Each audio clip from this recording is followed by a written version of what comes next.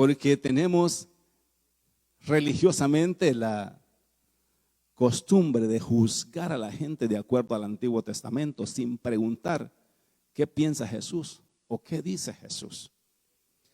Porque cuando le preguntamos a Jesús, todo cambia. Porque Jesús no da una sentencia basada en la ley, sino basado en el amor, en la misericordia y basado en la gracia.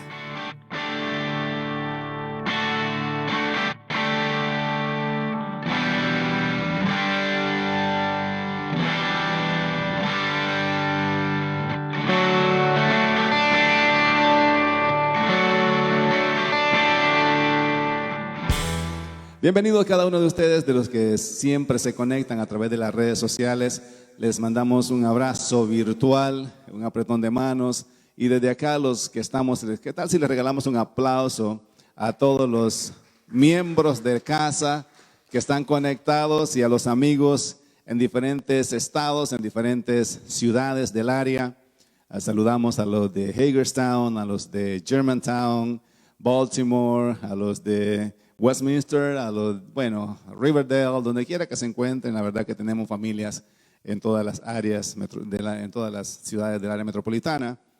Y queremos traer una palabra que pueda ayudarte no solamente a crecer, sino a disfrutar de esa paz, de esa confianza, de esa fe que tenemos a través de la palabra escrita para nosotros. Yo quiero hablarte para cerrar ya lo que es el tema o la serie que estamos desarrollando de avivamiento. El próximo domingo estaremos iniciando una nueva serie, pero quiero culminar esta hermosa mañana hablándote sobre lo que es la fe del cristiano y la confianza que como hijos de Dios debemos tener, no en las circunstancias ni en los sistemas del mundo, sino en lo que está escrito para nosotros en las Escrituras. El justo por la fe vivirá, dice la palabra.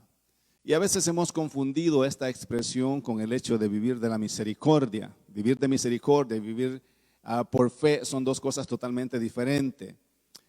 Y vamos a hablar en esta hermosa mañana sobre lo que significa un poco la fe del cristiano desde la perspectiva de cómo creemos lo que está escrito para nosotros, cómo creemos la voz de Dios a nuestras vidas y cómo hablamos nosotros basado en lo que somos y en lo que está escrito.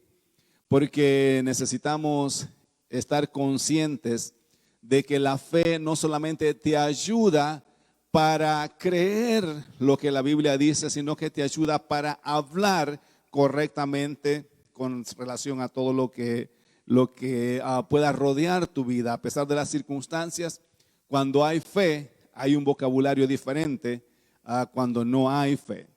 En el libro de San Marcos, vamos a ir rápidamente a lo que es la palabra del Señor. San Marcos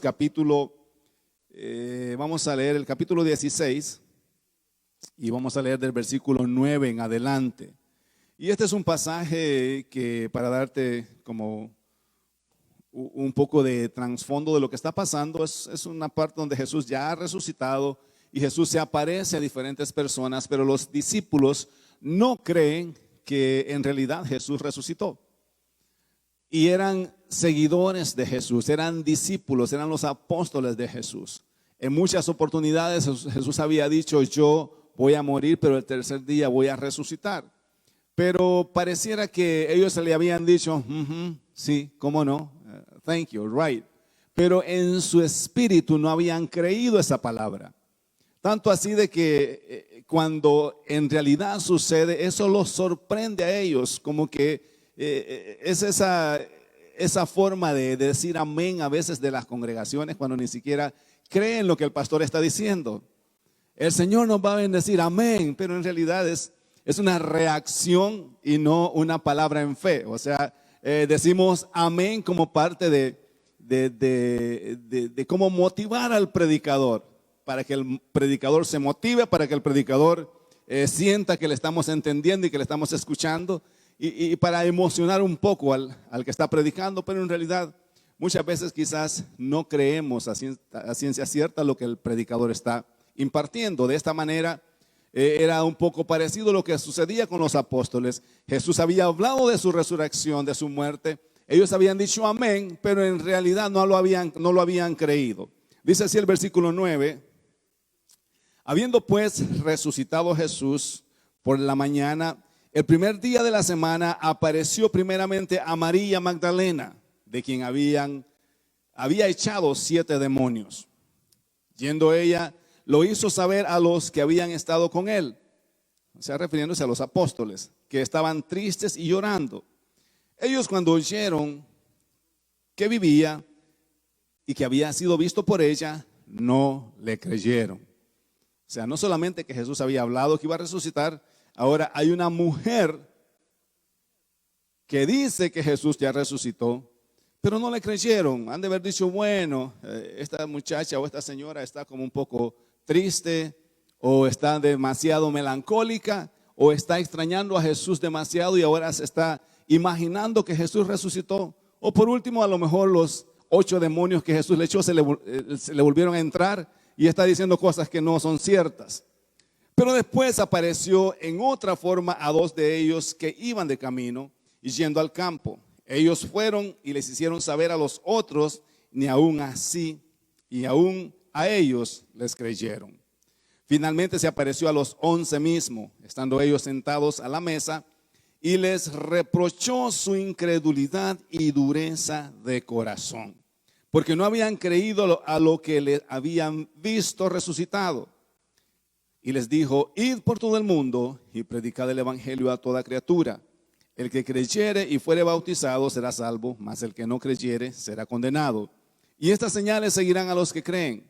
En mi nombre echarán fuera demonios, hablarán nuevas lenguas, tomarán en las manos serpientes, y si se bebieren cosa mortífera, no les hará daño. Sobre los enfermos pondrán las manos y sanarán. O sea, después de que los regaña, después de que les reprocha la incredulidad, pone en sus manos el ministerio que hasta en nuestros tiempos seguimos predicando y seguimos anunciando las buenas nuevas de salvación.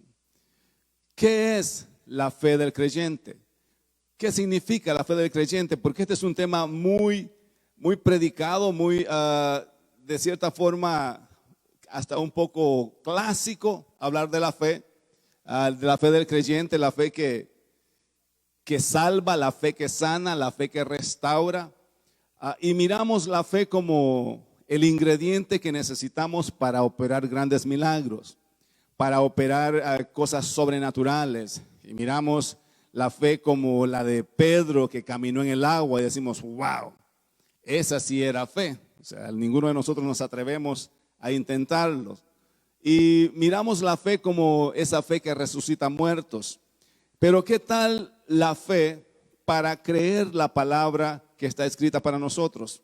¿Y qué tal la fe para poder hablar de acuerdo a lo que está escrito? Dios siempre ha tenido como principio la comunicación con el hombre y siempre ha querido comunicarse con el hombre. Y en este caso hay un reproche de parte de Jesús porque no habían creído no solamente a lo que él ya había hablado, sino a lo que los testigos oculares les estaban asegurando. O sea, había una mujer que había visto a Jesús, había hablado con Jesús. Habían 2 más que se habían encontrado con Jesús. Y finalmente Jesús dice, bueno, voy a tener que personalmente irles a hacer una visita, porque estos incrédulos no van a convencerse de que yo resucité. Y estamos hablando de gente que había caminado con Jesús. No estamos hablando de personas que no le conocían. Estamos hablando de personas que habían vivido con Jesús.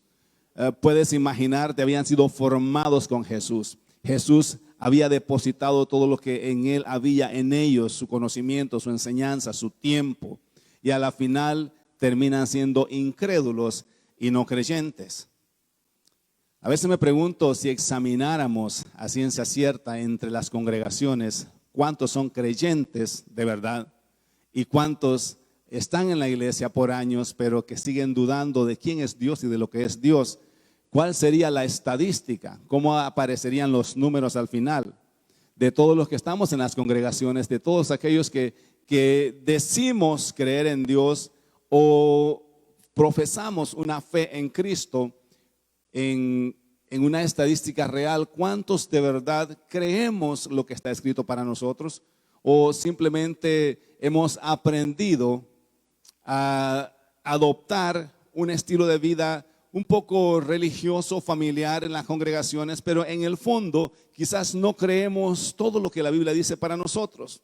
Porque lo primero que Dios quiere hacer en nosotros es comunicarse con nosotros a través de la palabra. Por eso he titulado este mensaje La palabra de fe del creyente. La palabra de fe del creyente, o sea, ¿cuál es nuestro vocabulario?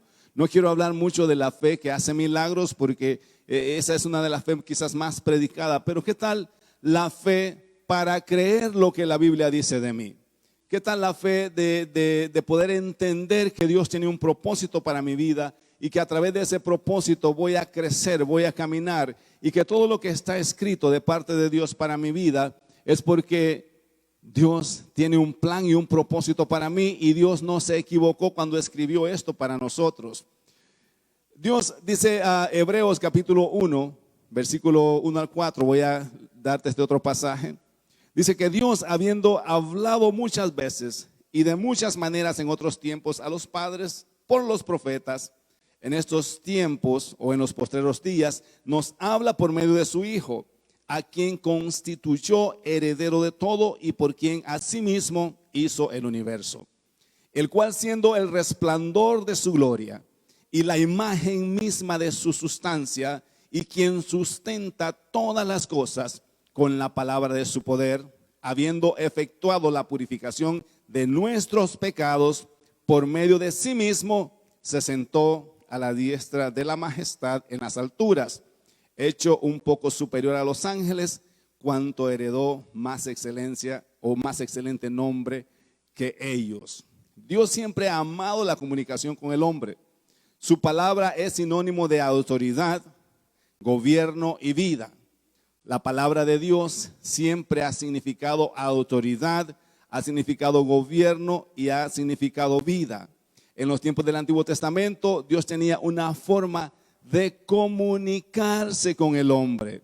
Se comunicaba a través de los profetas, a través de símbolos y en algunos casos extremos hasta a través de los animales. ¿Se acuerdan de la historia de Balaam? Amén.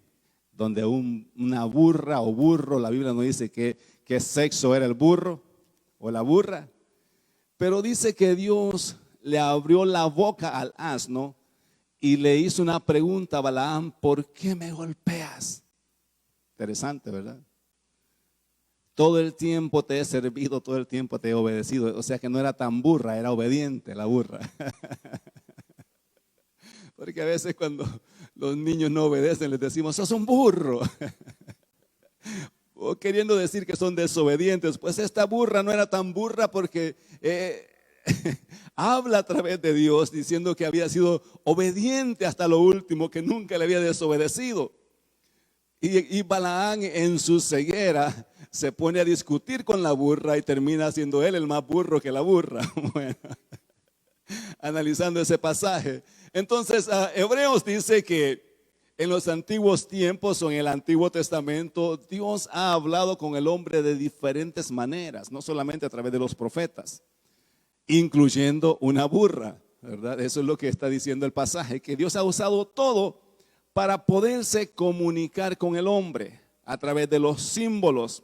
Dios ha hablado a los hombres a través de los símbolos. Dicen que en el tabernáculo, cuando la nube de humo salía hacia el cielo, era una forma de Dios decir: he aceptado sus ofrendas y sus sacrificios.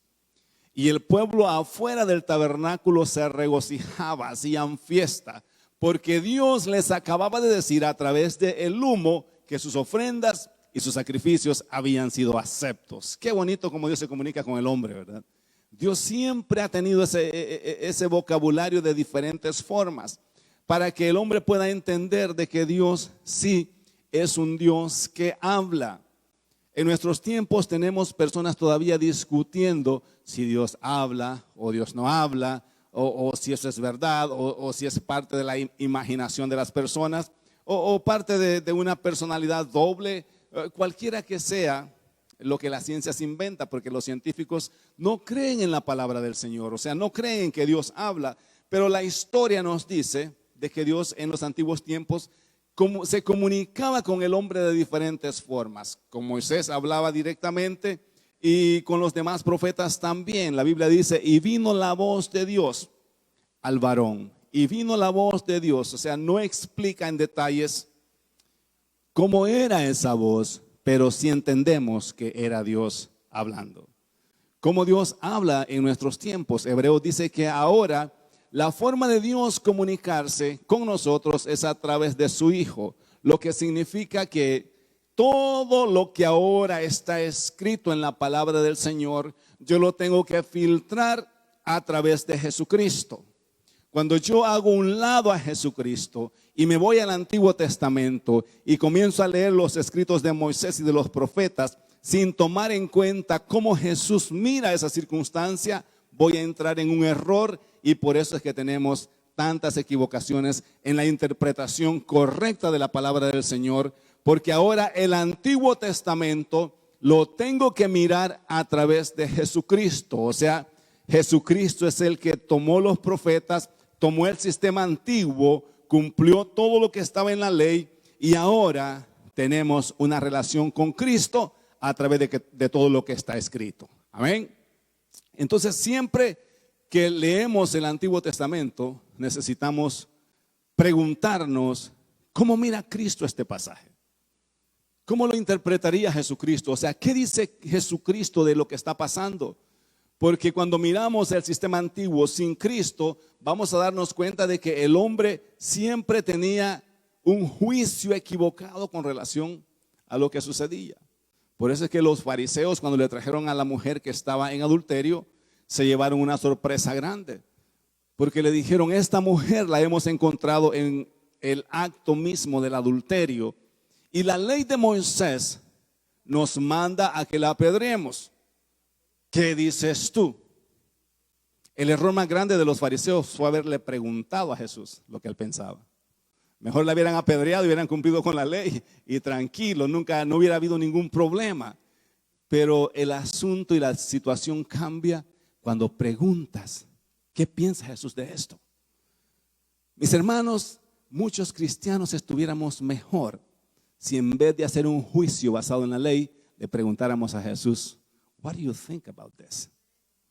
Amén.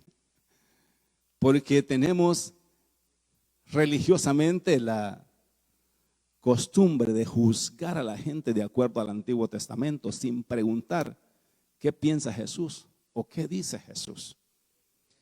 Porque cuando le preguntamos a Jesús, todo cambia.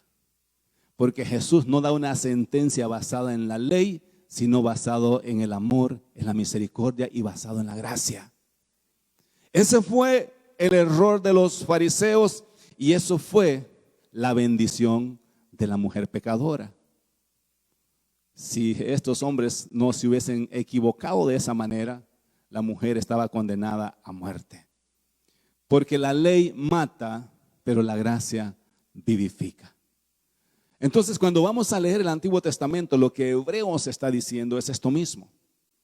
Que ahora ya Dios nos habla a través de Jesucristo. Que cuando yo voy a leer los escritos del profeta Isaías, los escritos del profeta Jeremías, todo esto que tiene que ver con juicio, con condenación, ahora tengo que filtrarlo a través de Jesucristo.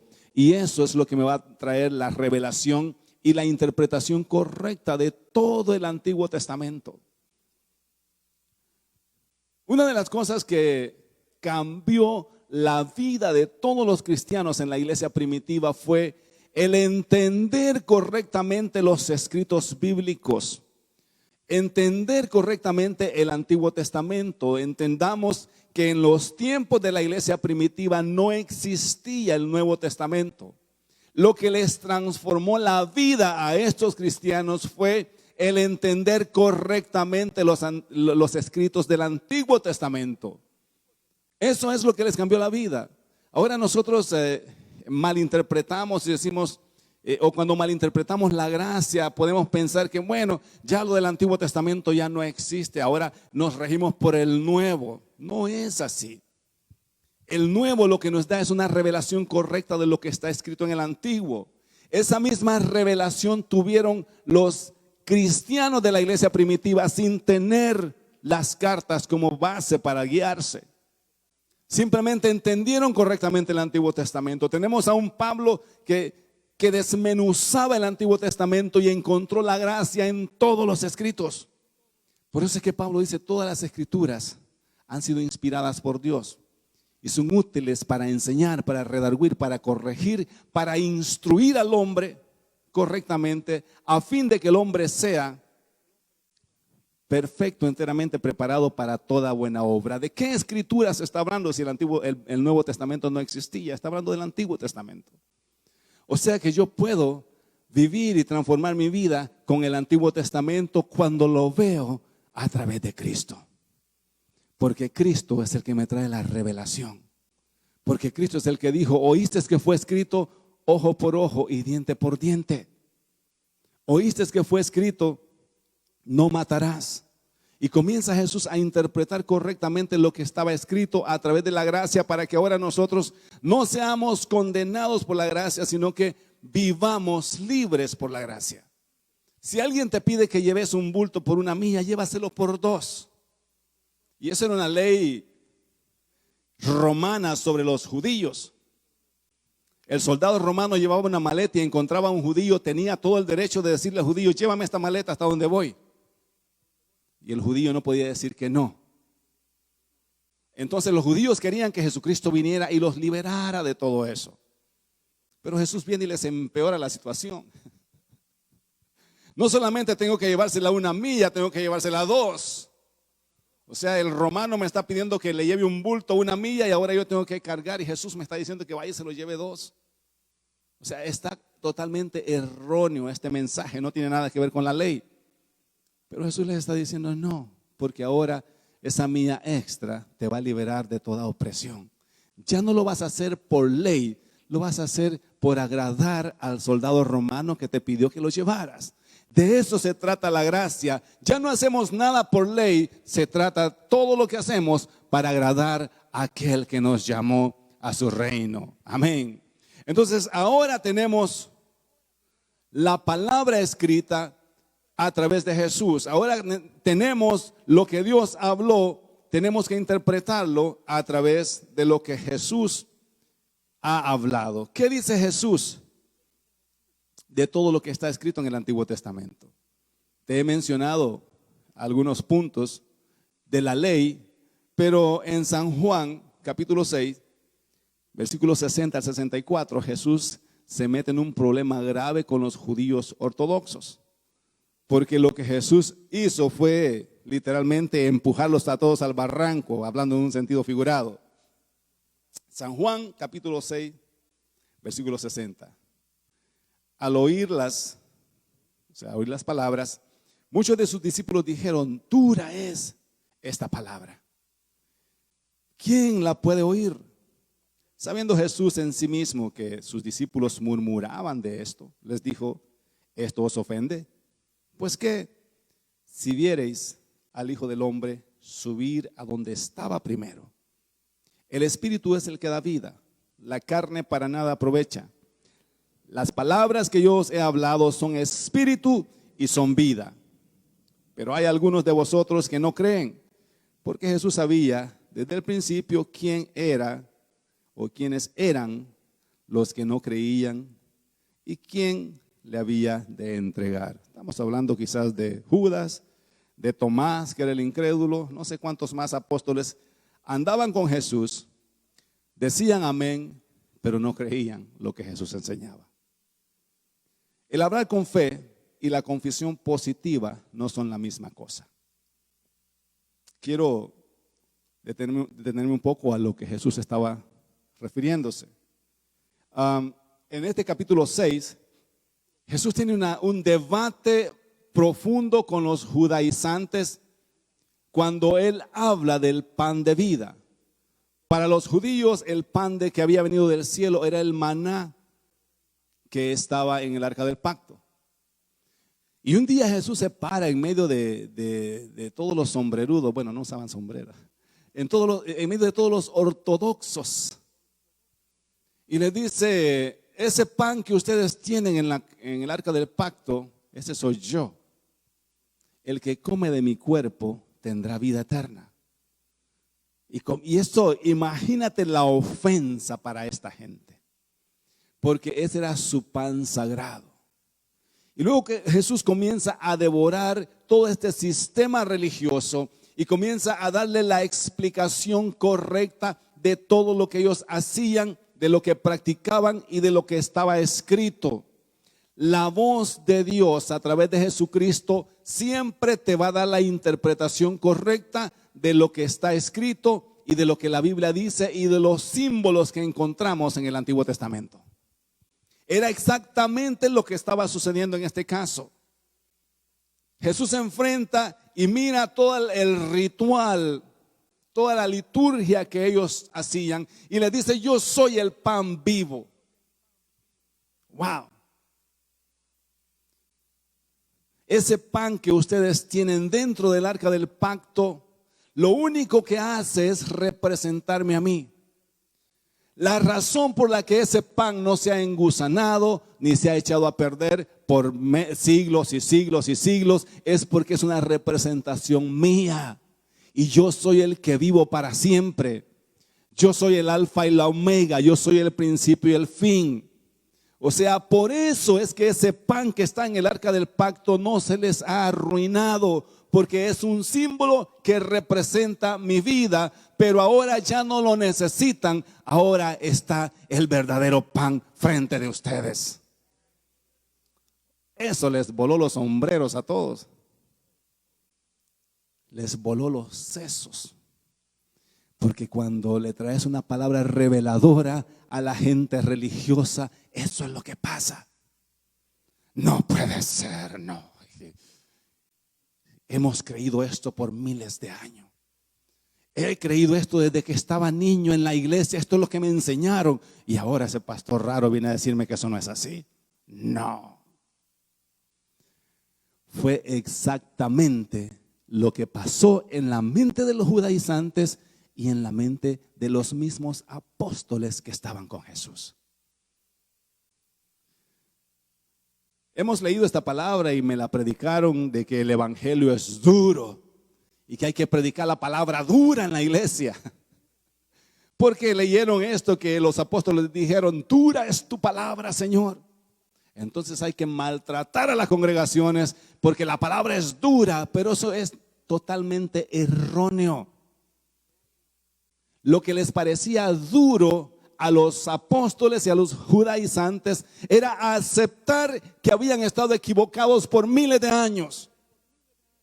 Porque cuando a la gente lo confrontas con una palabra revelada, le cuesta aceptar que está en un error, le cuesta tener la humildad para aprender algo nuevo. Dice, no, aunque esté equivocado, no puedo dar mi brazo a torcer.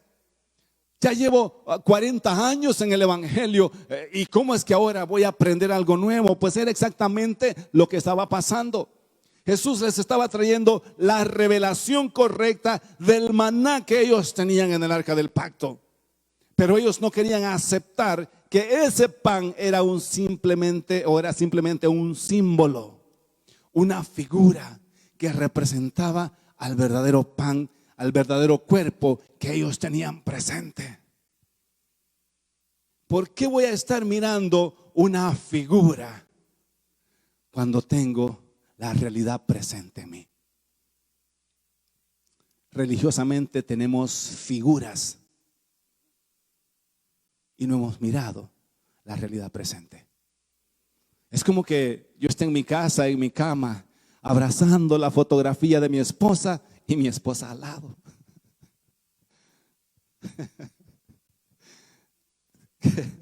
¿Qué te parece ese cuadro? Besando una foto, enrollándome con una foto, apapachando la foto y mi esposa al lado mío. Besando la figura cuando tengo la realidad presente. Así hay miles de cristianos en el mundo. abrazando figuras y no han descubierto la verdad presente del Cristo vivo. El altar sagrado del Señor, santidad en la casa de Dios. Figura, fotografía. Pablo dice, nuestros corazones son los altares presentes. Ya Cristo, ya Dios, ya no vive en una cajita, la cual le llamaban el arca del pacto. Ahora Cristo vive en esta belleza caja que está acá. Esa es la verdad presente, esa es la realidad. Entonces, a través de los años hemos tenido figuras en las iglesias. Y creo que todo esto que está sucediendo está sacudiendo ciertas figuras para que nos despeguemos de la liturgia, nos despeguemos de los cultos, nos despeguemos de esa forma religiosa de presentar el evangelio, y ahora vivamos un evangelio práctico en nuestras casas, que cada casa sea una iglesia caminante, que cada casa sea un lugar de adoración, que cada familia aprenda a tener una relación personal con Dios y no a lo que el domingo puede recibir acá. El Señor está destruyendo figuras igual que Jesucristo. Les está destruyendo el pan a muchos. Les está sacando la verdadera revelación en este pasaje. Los apóstoles mismos dijeron, dura es esta palabra. No puede ser que Jesucristo esté diciendo que Él es el pan que está en el arca del pacto. Ahora sí que se pasó este hechizo. Eso murmuraban en su corazón. Hoy sí se pasó a este pastor.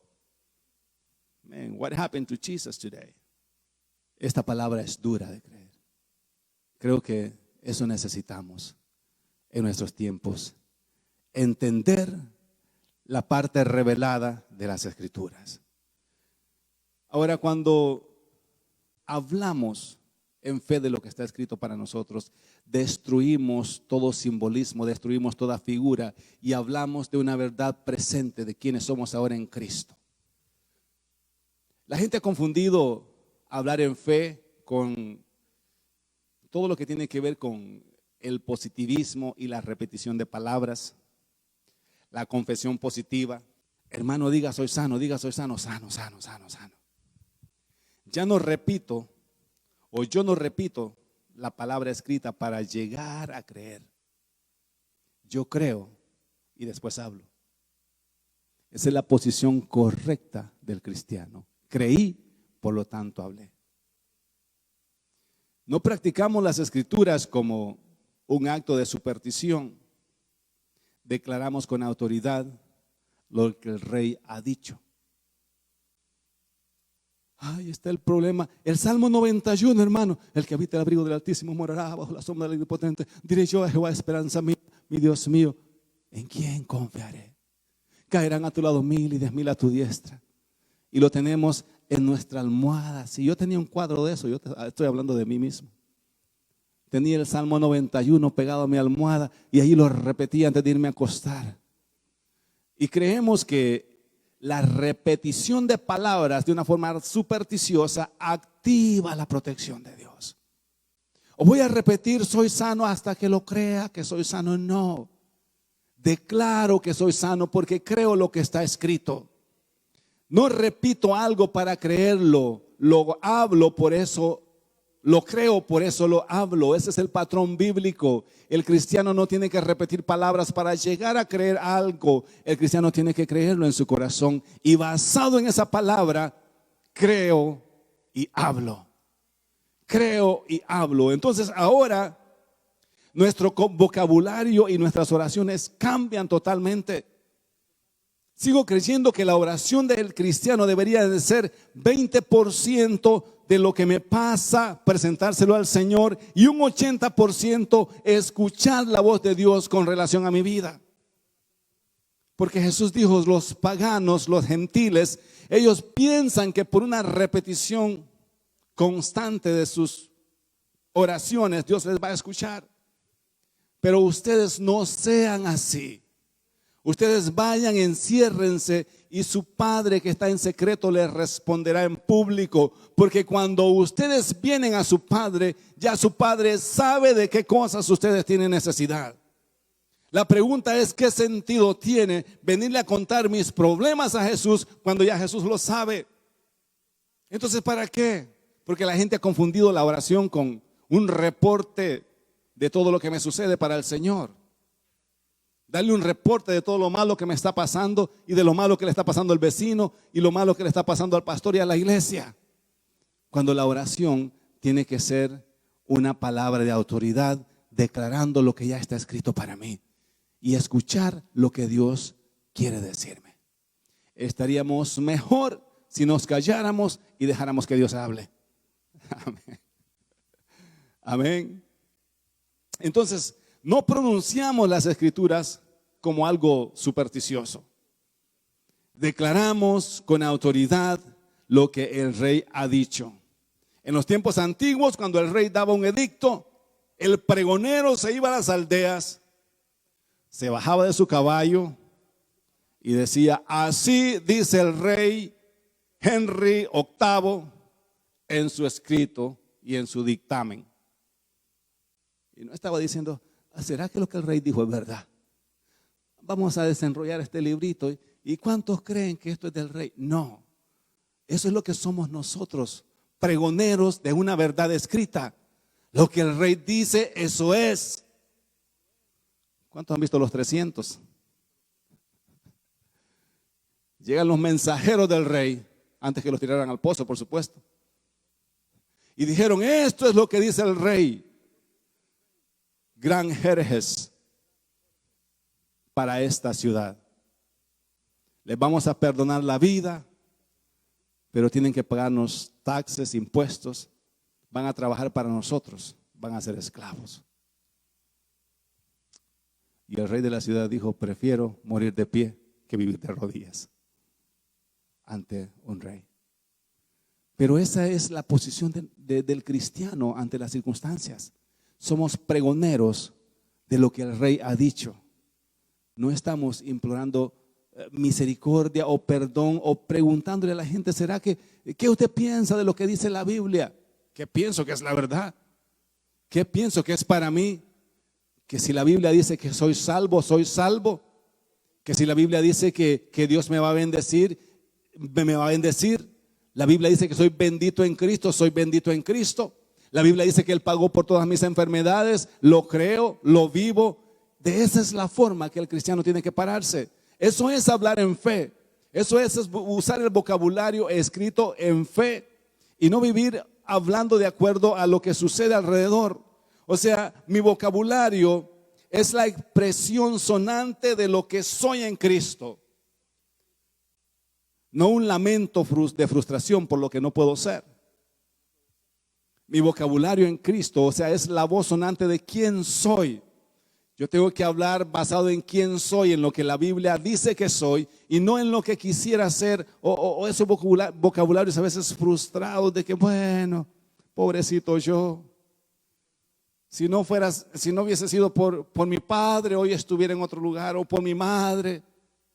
Soy un arruinado porque alguien me dañó. ¿Por qué no nos paramos y tomamos nuestra posición en Cristo? ¿Por qué en vez de hablar con frustración en lo que no podemos ser, hablamos lo que somos y creemos lo que somos en Cristo? Nuestro vocabulario en fe tiene que ver con creer quién soy en Cristo y declararlo, vivirlo, confiando en que no soy lo que la circunstancia dice que soy. No soy lo que el diablo dice que soy. No soy lo que hicieron de mí o lo que no hicieron de mí. Soy una nueva criatura, soy hijo de Dios. Llevo la genética de Dios en mi espíritu, llevo la simiente de Dios en mi espíritu. He sido engendrado por Dios a través del espíritu y eso es lo que creo.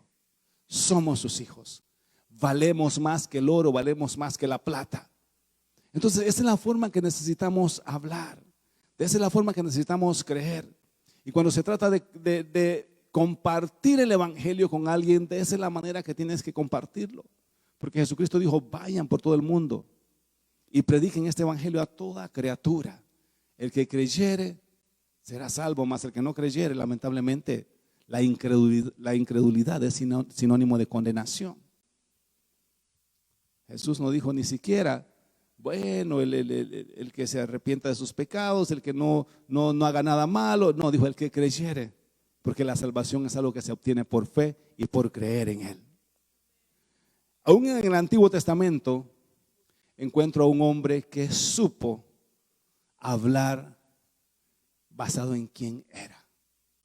Porque cuando tienes una experiencia personal con Dios, sea en el Antiguo Testamento, sea en el Nuevo, tu vida te cambia.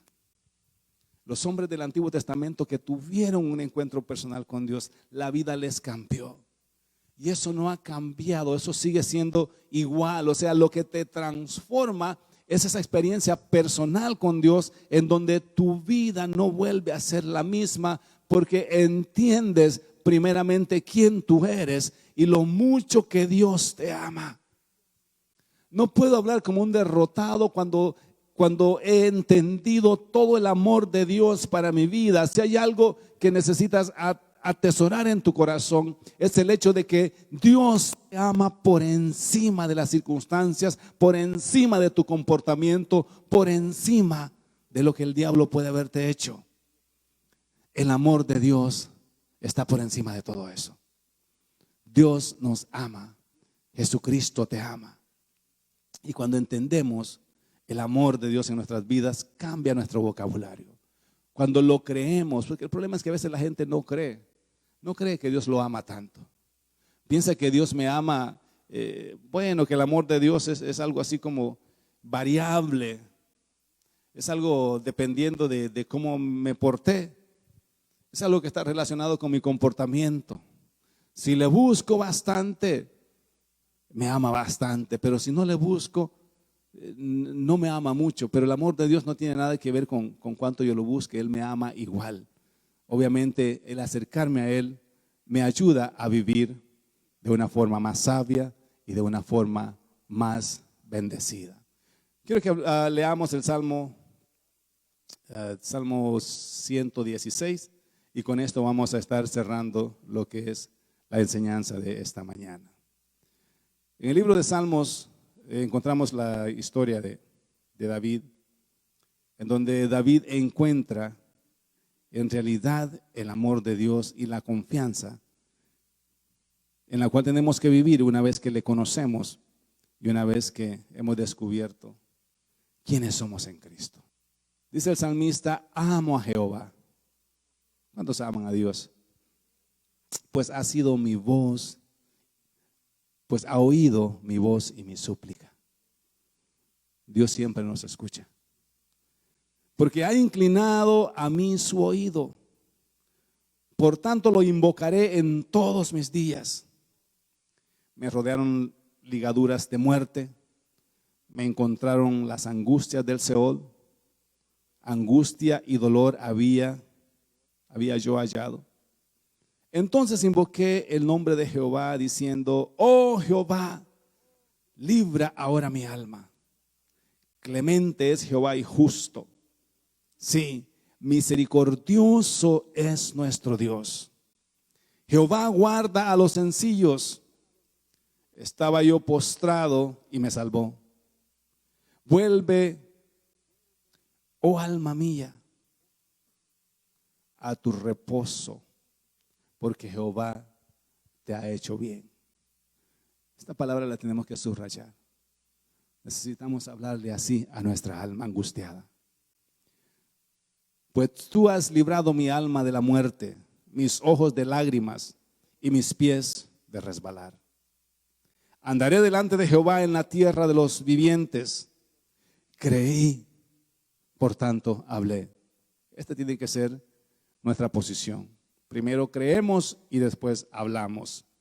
Estando afligido en gran manera, y dije en mi apresuramiento: todos los hombres, o todo hombre es mentiroso. O sea, lo que dije, lo dije porque estaba confundido. A veces hablamos así, en nuestro apresuramiento, en nuestra angustia, en nuestra desesperación. Dice: ¿qué pagaré a Jehová por todos sus beneficios para conmigo? ¿Cómo podemos pagarle a Dios? Tomaré la copa de la salvación e invocaré el nombre de Jehová. Esa es una bonita forma de retribuir algo de lo que Dios ha hecho por ti. Toma tu salvación. Ahora pagaré mis votos a Jehová delante de todo su pueblo. También el dar tu diezmo, la ofrenda, eso es algo que brota de tu corazón cuando entiendes el amor de Dios sobre tu vida y las bendiciones de Dios sobre tu vida.